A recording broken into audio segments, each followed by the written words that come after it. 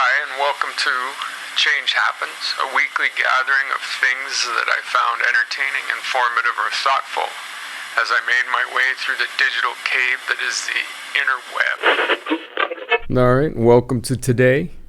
Change Happens, Volume 102. As always, have a great day and find your way. November 10th, 2024, from the walls of the digital cave. Hi, are you comfortable in the spotlight? When I was 5, I had to give a speech before the entire school. I stepped up to the stage in my Sunday best, unconcerned. I did not yet know that I was being judged. The next time I spoke before others, my audience had been reduced to a single classroom, and I could barely breathe. Change Happens is brought to you in part by Hyperventilating the Podcast, wherein a father and a daughter discuss matters. Entertaining, thoughtful, and informative. Join us every Wednesday. First item. Nowhere to park. Their headline. How can Jupiter have no surface? A dive into a planet so big it could swallow 1,000 Earths. From the article. Go down another 20,000 miles, about 32,000 kilometers, and the hydrogen becomes more like flowing liquid metal, a material so exotic that only recently, and with great difficulty, have scientists reproduced it in the laboratory. The atoms in this liquid metallic hydrogen are squeezed so tightly that its electrons are free to roam. First up today is Jupiter. It's always fascinated me how incredibly large this planet is. 1,000 Earths can fit inside of it. That's insane. And the fact that it is not a solid rock but a collection of weird liquids and gases has always given me something to hallucinate about. A nice article that considers all the basic information about the gas giant. Nobody's living there. Has to be haunted by now. Headline: This Istanbul house was built in 4 historical eras. From the article, you may have seen this fantastically decrepit house before.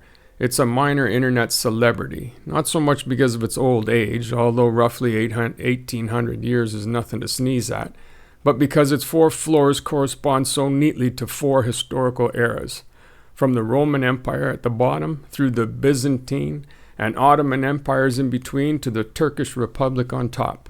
It's an interesting article on a house that was built over 4 different empires. It's fascinating that a structure has been around that long, that it survived and grew through the various machinations of our tribal wars. Somebody from the interweb has mocked up an image with color to better envision the layers that time constructed. We think something that is 400 years old has been around a while. This place is some 1,800 years old. It's crazy that it's even standing. That alone is worth considering. It would do just fine. Headline: Without humans, what would happen to Earth? From the article. And perhaps by considering Earth after us, we can get a realistic understanding of all the ways we've shaped and changed the planet, says Alan Wiseman, an environmental journalist and author of multiple books, including 2007's The World Without Us. For him, writing on the idea was a way to reach those who might otherwise be turned off by environmental literature, and get a broader swath of readers to consider the reality of our species-level legacy. This article was interesting. It's not a pessimistic view of doom and gloom, no climate change gazing. It's more of a philosophical exercise. What would Earth be like without us? What would remain of us? What would we leave behind?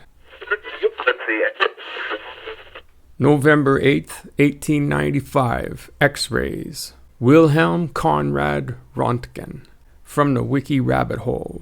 Based on the formation of regular shadows, Röntgen termed the phenomenon rays. As 8 November was a Friday, he took advantage of the weekend to repeat his experiments and made his first notes. In the following weeks, he ate and slept in his laboratory. As he investigated many properties of the new rays he temporarily termed X-rays, using the mathematical designation X for something unknown. The new rays came to bear his name in many languages as Röntgen rays, and the associated X-ray radiograms as Röntgenograms.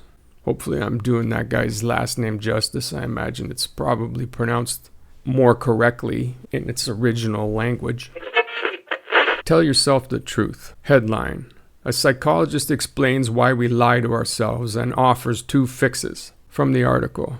A study published in Behavioral and Brain Sciences found that self-deception is an evolutionary trait that helps people better deceive others by making it easier to hide signs of lying and reducing the risk of getting caught. People who lie to themselves are good at deceiving others. It also boosts confidence by making people believe they are better than they actually are. I read a lot of things this week about lying. It's a vast topic, given it's universally practiced like it's a job.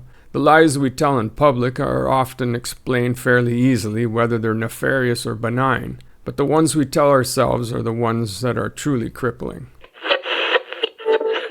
In Praise of Weirdness. Headline, How They Think, The Dark Whimsy of Tim Burton. From the article. Burton has never been one to turn from imperfection. His openness to the unexpected is evident in his approach to stop-motion animation, where even the slightest imperfections in the movements of characters add to their charm.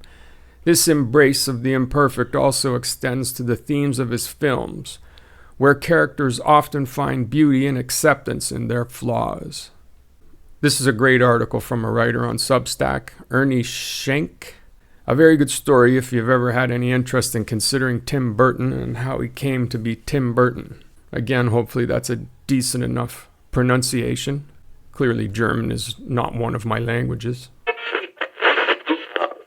Larson works on in spirit.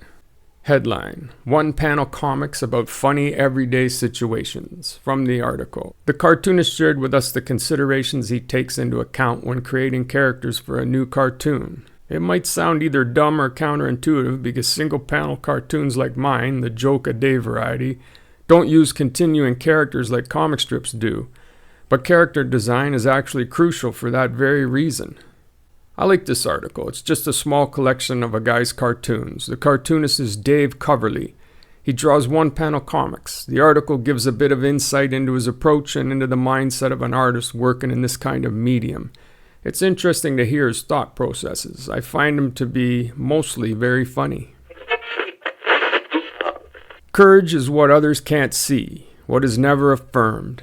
It is made of what you have thrown away and then come back for. Leonard Cohen, the great, great writer, poet. Thank you for joining me today. I look forward to next time. When we meet again inside the spectacular human repository of everything and nothing, it's your life, you understand.